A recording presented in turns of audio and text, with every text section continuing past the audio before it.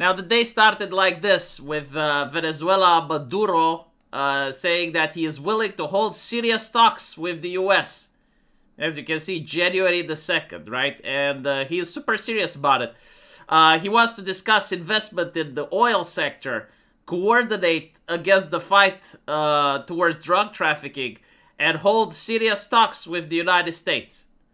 Maduro said his annual interview with a Spanish journalist, originally published in Mexican, that we must start to speak seriously with the facts in hand. Right, so as I mentioned before, this is how it started, and this is how it's going.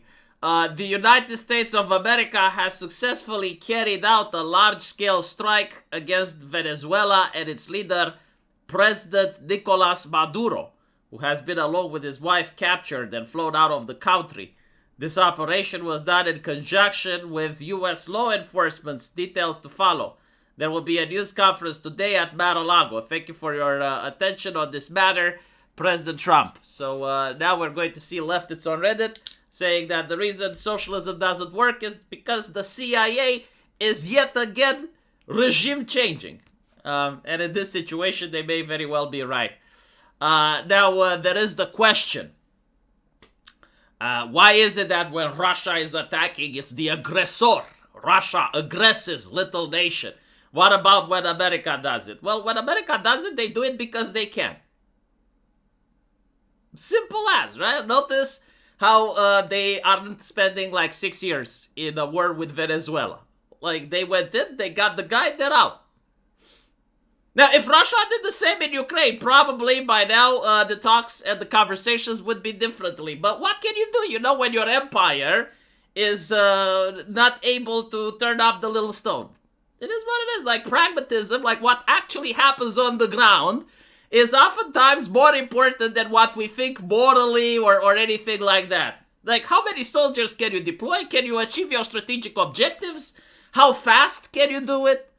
And so America did it pretty fucking fast. I mean, wow. Like, okay, so they went in, they got the president, they got out. All right, the question is, like, what will they do with him? There are two possibilities. The first one is that he can be trialed in the United States. He is on the most wanted list. He is accused of running the drug cartel. They're not saying that under him drugs were happening. No, they're saying that he was the Chapo. Like, he was the guy organizing a lot of the drug trade that was going into the United States. And so they can trial him for that. But he is also wanted by the ICC, the International Criminal Court, the same court that wants Benjamin Netanyahu. No, I'm not kidding. Like, it's one of the reasons the Prime Minister of Israel can never come to Romania. Because we're part of the ICC. We would have to arrest him.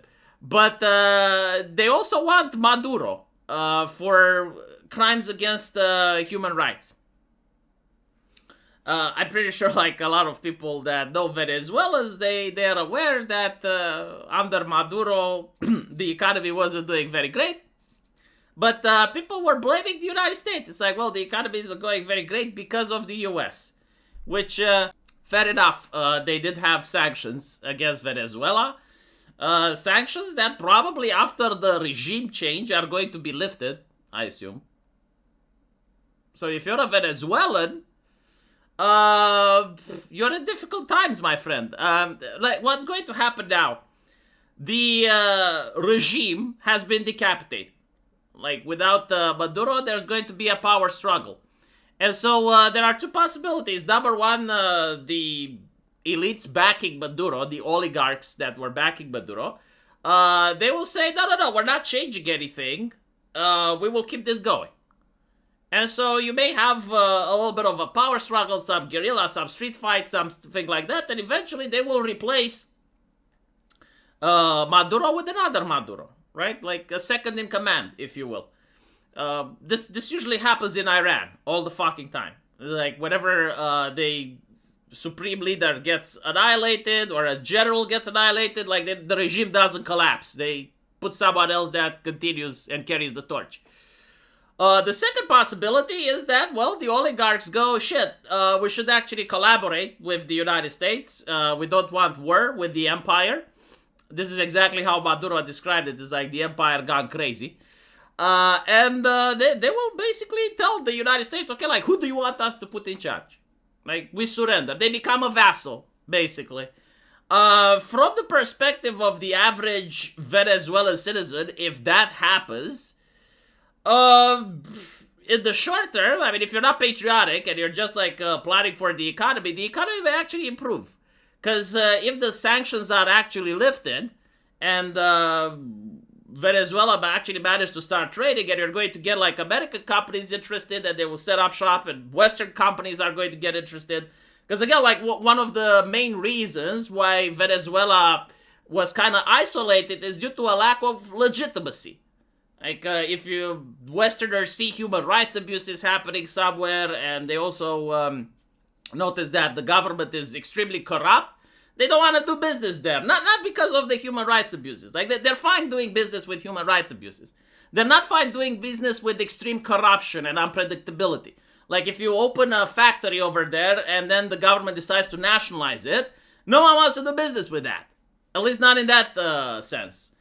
And so, if the guarantee that you can actually open factories and you can open businesses and the government won't nationalize it is going to be an incentive for a lot of Western nations.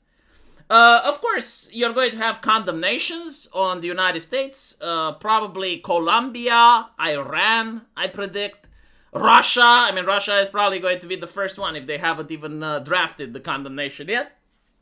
And obviously, to the United Nations, right? Like, the UN is going to have speeches, and people are going to be, how dare they, how dare they, and it's going to remain at that.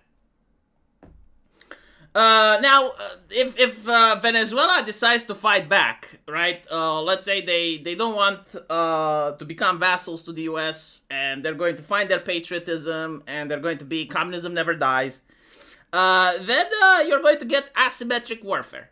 They're obviously no match for the American military, and I don't think like America wants to send troops inside the country there, like boots on the ground and occupy territory either. Which is probably what they would be banking on if they choose this. So you're going to get American citizens getting kidnapped. You may get a couple of ships or oil tankers sabotaged. That's pretty much the resistance you're going to expect. Which is why I assume like Trump even chose this target, because they realized, okay, if we fuck with them, what can they do? And the answer is nothing. What do we gain? Well, we gain, obviously, you're not going to gain Denmark.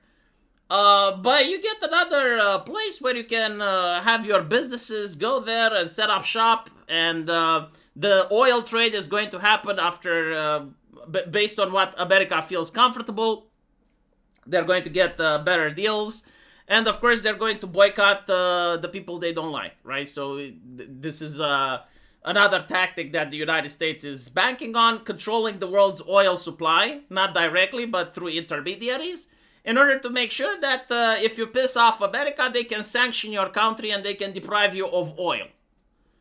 Or they can increase the price of oil, they can increase the tariffs in order to make it very difficult for people to go against the United States.